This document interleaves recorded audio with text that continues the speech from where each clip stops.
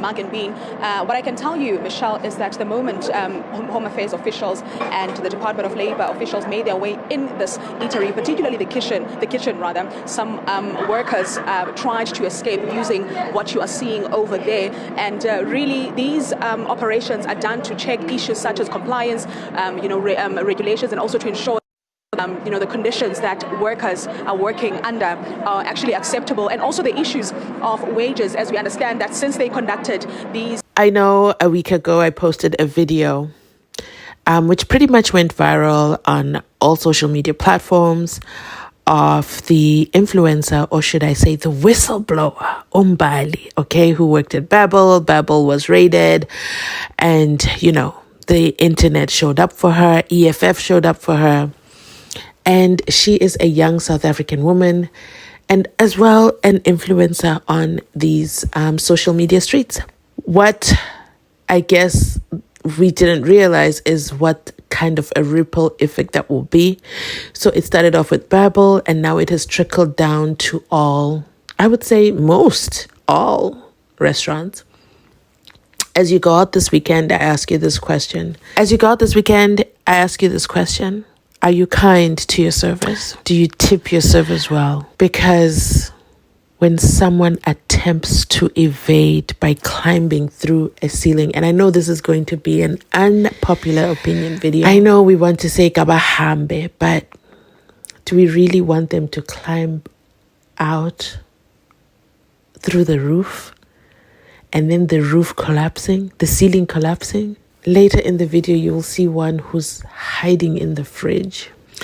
And then you ask yourself, did they not hear about that the raids were happening? But they continued to risk their lives to continue to come to work so that they can work to be your server. Have you guys looked at it from that perspective? So now that, will employers want to pay more? Will employers be willing to hire South Africans who will be more demanding and knowing of all their rights? Is this a change? Is this going to be a revolution? We're yet to see. Or if this is just a moment where Home Affairs is showing up and checking what happens after that. I will say I like that they're arresting their employers, therefore holding them fully accountable. And by arresting, I think there's going to be court cases and.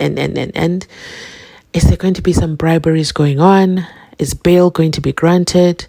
These are the questions that I've been asking myself watching these videos, and there's now so many of them. But it absolutely breaks my heart. Look at this. Look at these conditions. This is absolutely devastating. I hope there could be a better solution, starting off by ensuring the right people come into the country, closing the borders, okay, closing the loopholes so that people are not found in situations where they're now ducking and diving through ceilings. This is a result of the system that has been in place for years. I just wanted to put out this video because there is more impact to humanity. Yeah, I would say to humanity.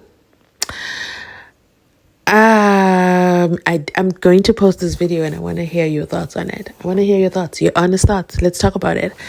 But this was my first emotion, and I picked up my phone and said, let me record my first emotion after watching this video. After watching a ceiling collapse and someone walk out of a fridge. Out of desperation, they turned the lights off, and now she's being booked. She clearly doesn't have the documentation. Why else would she be in the fridge? This is heartbreaking. I really do empathize with them.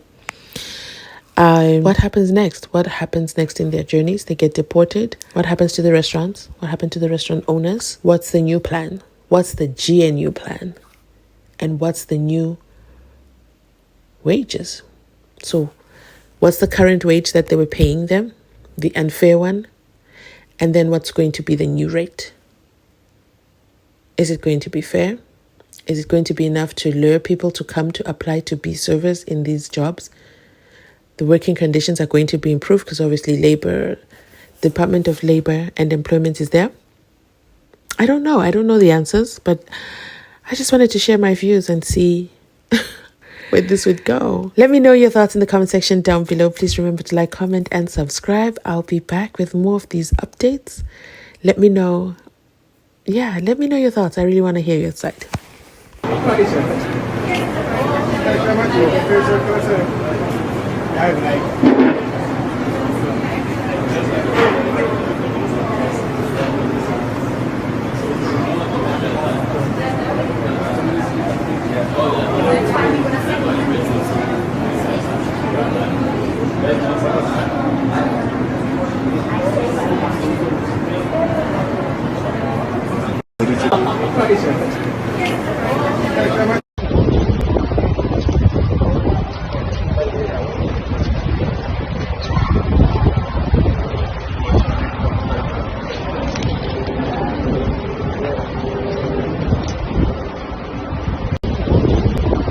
Is the roof that collapsed just about 5 minutes ago, where it is believed that some of the employees were trying to find or make their way out, running away. And you have heard the health inspector mentioning that if they do not switch on the lights, then they will have to shut down the restaurant. They will not allow them to operate under these circumstances because they need to do their work. As you can see, let me actually ask my colleague to show you. They are being asked to evacuate the space right now. Evacuate the space.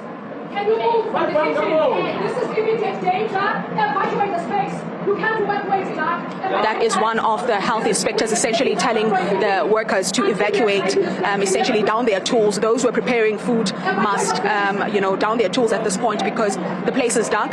And, what's actually surprising is that when we walked in here, it was business as usual. There was light, but as soon as officials made their way inside this kitchen of Mug and Bean Menlyn, then lights went off. A part of the roof collapsed, and it is alleged that some people were trying to run away or escape through this broken roof that you see here, Michelle. Yeah, the ceiling very clearly having come apart there. Is there any sign of the management of Mug and Bean, Zola? Have you had an opportunity to speak to whoever's in charge of that eatery?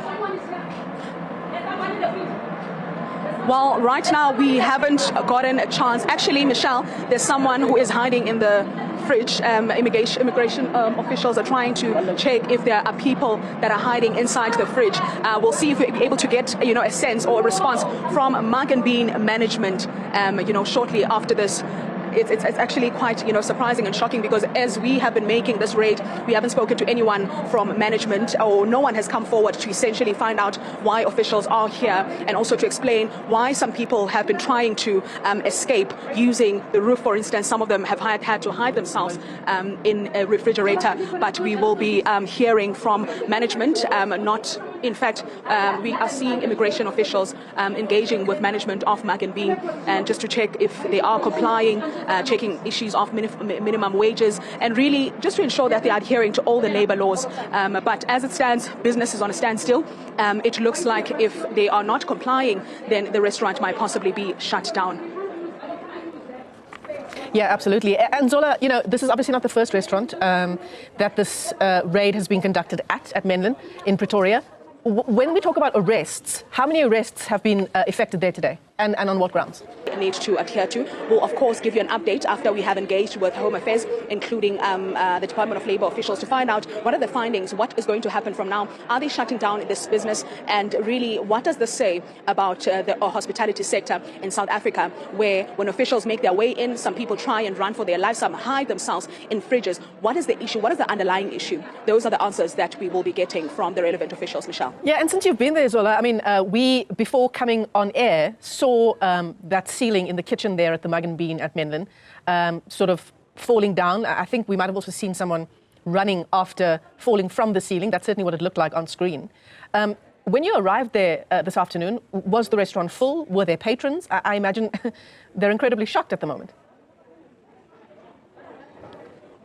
Well, the restaurant is full as we speak. Of course, other people are making their way out. When we went to the kitchen area, it was business as usual. They were preparing food for their customers. And the reaction that we saw when we made our way to the kitchen was actually quite, shocking, Michelle, because people started running away, which then raised, questions to say, why would people run away when they actually are seeing Home Affairs officials and also the Department of Labour? But what we are discovering right now is that there's potentially some people that do not have proper documentation, work permits, and there could possibly be another issue that has been, occurring throughout these raids, an issue of workers not being paid the way they're supposed to be paid. Because you remember that in some of these restaurants that have been raided since the department started, employers have been paid through tips, and they haven't been paid the minimum wage that they're actually supposed to receive as employees. But of course, we don't know how the findings of this particular eatery will be like, and we will be hearing from officials shortly after they have sat down with the management of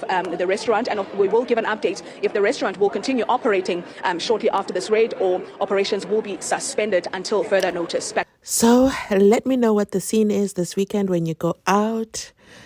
Are the restaurants packed? Is there short staff? What is going on the ground? Also, I feel that they should have given out a warning and had them voluntarily leave the country. Because right now the cost of a deportation, even the arrest, accommodating them in the prison and the jails, is at the taxpayer's expense. Do we even have that kind of budget? Is that where we want our taxpayer funds allocated?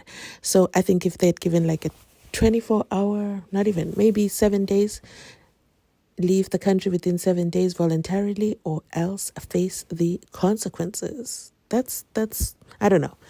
Let me know your thoughts. See you in the comment section down below.